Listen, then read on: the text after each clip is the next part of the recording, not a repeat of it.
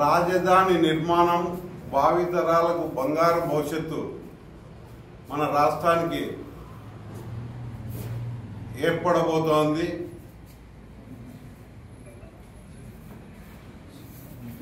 మే 2వ తారీఖున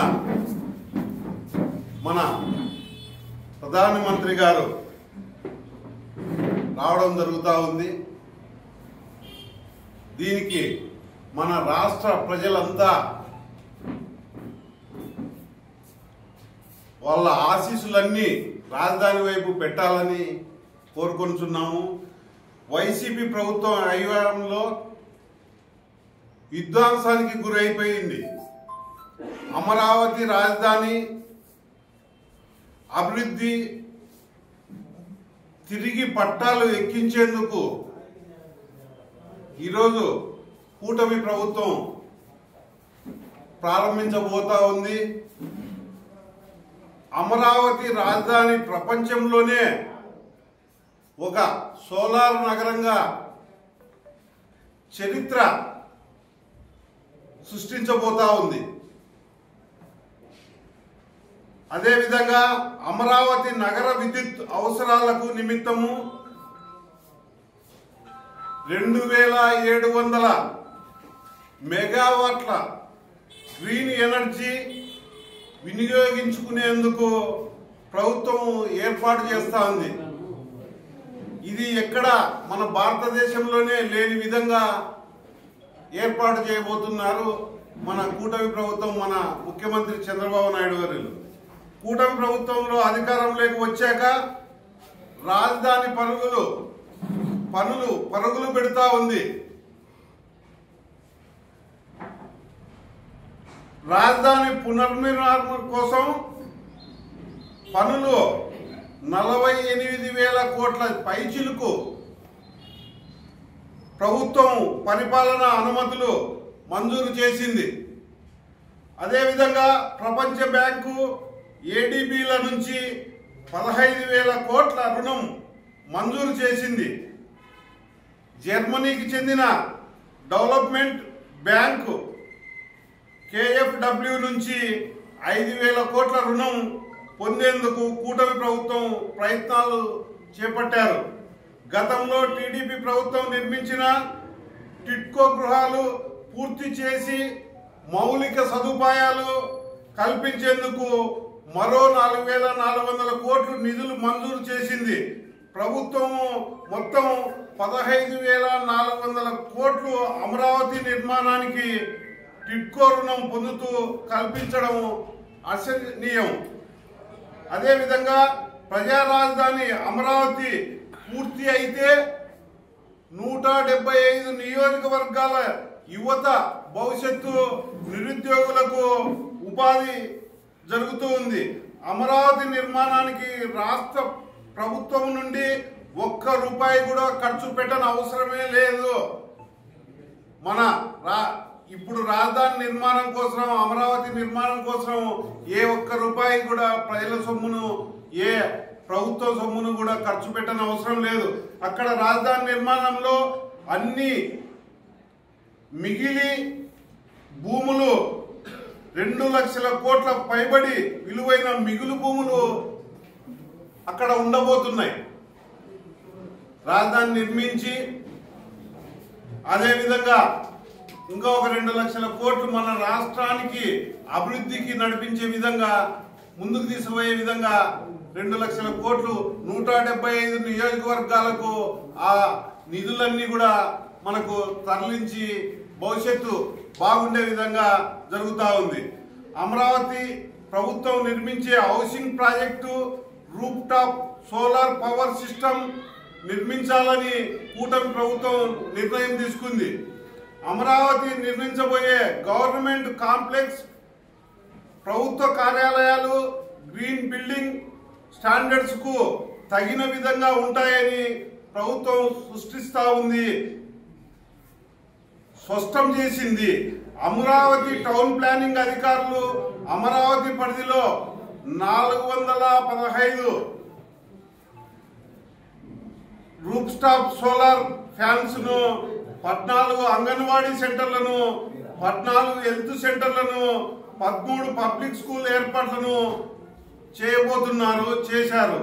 తుళ్లూరు రాజధాని ప్రాంతంలో ఫేజ్ 2 భూసేకరణ కూడా చేయాలంటే కొన్ని మండలాలలో, ఆ చుట్టూన్న మండలాలలో మరి 4,670 ఎకరాల భూములు తీసుకోవాలనే ఆలోచనతో కూడా ఉంది.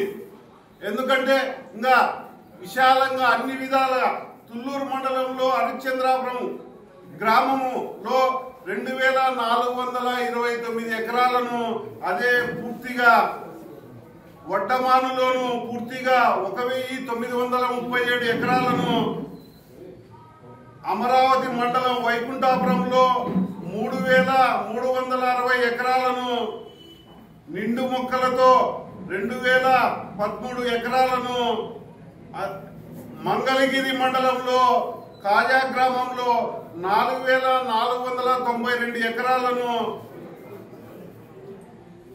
మొత్తం భూ సమీకరణ చేయించి సిఆర్డిఏ ప్రతిపాదన జరుగుతూ ఉంది. దీనిపైన ప్రభుత్వం వర్గాలు స్పందిస్తూ అమరావతిలో అంతర్జాతీయ విమానాశ్రయము, స్పోర్ట్స్ సిటీ, స్మార్ట్ ఇండస్ట్రియల్ సిటీలను నిర్మాణానికి ప్రణాళికలు రూపొందించినట్లు అంగీకరించడం జరిగింది. అంటే ఎక్కడ లేని విధంగా మన అమరావతిని ముందుకు తీసుకుపోవాలనే ఉద్దేశంతో కూటమి ప్రభుత్వం ఆ విధంగా ముందుకు తీసుకుపోతూ జగన్ రెడ్డి భోగాపురం విమానాశ్రయంలో మాదిరిగానే అమరావతిలో కూడా భూసేకరణ చేసి ఆ అంశాన్ని పరిశీలిస్తూ ప్రజా రాజధాని అమరావతిపై జగన్ రెడ్డి విధ్వంసం. జగన్ రెడ్డి తీసుకున్న 3 రాజధానులు ఆ రోజు వైసీపీ ప్రభుత్వం వచ్చినప్పుడు వాళ్ళు చేసిన తప్పుడు నిర్ణయం వల్ల ఈ మన రాష్ట్రానికి దగ్గర 2 లక్షల కోట్ల పెట్టుబడులు రాకోకుండా వెళ్ళిపోవడం జరిగింది. ఎందుకంటే అంత 3 రాజధానులను ఏ స్పష్టత లేకోకుండా ఆయన చేసి ఎక్కడ ప్రాంతాల వారీగా, కులాల వారీగా అన్ని విధాలుగా ప్రజలకు ద్వేషాలను సృష్టించే విధంగా ఆయన నిర్ణయం తీసుకున్నాడు. అదే 2014-19లో ఆ రోజుగా ఉన్న ప్రతిపక్ష నాయకుడిగా ఉంటే ఇంకా ఇంత భూమి చాలు, ఇంకా కావాలని చెప్పిన పెద్ద మనిషి ఆయన ఒక్కసారి అవకాశం ఇవ్వండి అని ప్రజలను ఓట్లు వేయించుకొని ఆ రోజు ఆ విధంగా రాష్ట్రాన్ని విధ్వంసం చేసి సర్వనాశనం చేసి రాష్ట్ర అభివృద్ధికి ఎక్కడ ఏ విధంగా ఇది లేకోకుండా, ఏ కంపెనీలు రాకుండా ఇతర రాష్ట్రాలకు 133 కంపెనీలు వెళ్ళిపోవడం జరిగిందంటే మన రాష్ట్రం ఎంత నష్టం జరిగిందో ఒక్కసారి ప్రజలకు తెలుసుకోవాలి. అదే విధంగా పోతే జగన్ రెడ్డి చేసిన నిర్వాహకం వలన మన రాష్ట్రం 2 లక్షల కోట్ల వ్యాపారాలు మనకు వచ్చే పెట్టుబడులు పోయినాయంటే యువత విద్యార్థులు ఎంతమంది భవిష్యత్తు ఉపాధి కలగా ఎవరికి లేకుండా సర్వము కోల్పోయాం. ప్రతిపక్ష హోదాలో ఉన్నప్పుడు అమరావతి రాజధాని నిర్మాణం మద్దతు తెలిపి ఆ రోజు చేసిన మాట ఎక్కడ పోయిందని అడుగుతూ ఉన్నాం. అదేవిధంగా ఏపీలో జగన్మోహన్ రెడ్డి తన 5 ఏళ్ల పాలనలో అమరావతి కుప్పకూల్చడానికే తప్ప కొన్ని రోడ్లలో లాస్ట్ కు ఎటువంటి పరిస్థితి వచ్చిందంటే కాంట్రాక్టర్లు అక్కడ కొన్ని వర్కులు చేయడానికి దించిన, నిర్మాణం పనుల కోసం తెచ్చిన ముడి సరుకులు కూడా వాళ్ళ రౌడీలతో అవి కూడా తరలించుకొని పోయి ఎంత బీభత్సం సృష్టించారంటే అది ఈ ప్రజలందరూ తెలుసుకోవాలి. ఎందుకంటే అభివృద్ధికి ఆయన ఎంత చెడు చేయాలని చూశాడంటే అంత చేశాడు. అమరావతి శ్మశానం అని కూడా, శ్మశాన వాటికలో అమరావతి అని ఆ రోజుల్లో చెప్పడం జరిగిందంటే ఎంత దారుణమైన ఇది ఉందో. ఈరోజు ప్రజలారా, ఈ రాష్ట్రానికి, ఈ యువతకు, ఈ ప్రతి ఒక్కరికి ఉపాధి అవకాశం అయితే మన రాజధాని బాగుంటే, అదే విధంగా రాజధానికి మన రాష్ట్ర పెట్టుబడులు లేకోకుండా 175 నియోజకవర్గాలకు కూడా మనకు అక్కడ ఉన్న దాంతోనే మన నాయకుడు ఒక మన ముఖ్యమంత్రి వర్యులు ఏదైనా కానీ మంచి చేయగలడనే నమ్మకంతో రాష్ట్ర ప్రజలు ఎలాగా 164 సీట్లు కూటమి ప్రభుత్వానికి ఇచ్చారో ఈ రోజు ఆయన అదే విధంగా మన అమరావతికి ఒక్క రూపాయి పెట్టుబడి లేకుండా ప్రజలది ప్రభుత్వానికి సొమ్ము లేకోకుండా నిర్మాణం చేపట్టబోతున్నారంటే మళ్ళా మనకు ప్రధానమంత్రి గారు వచ్చి రేపు 2వ తారీఖున ప్రారంభించి మన రాష్ట్ర భవిష్యత్తు పరుగులు పెడుతూ ఉందని మనవి చేసుకుంటూ ఈ అవకాశం ఇచ్చిన మీ అందరికీ ధన్యవాదాలు తెలియజేసుకుంటూ ఉన్నాను.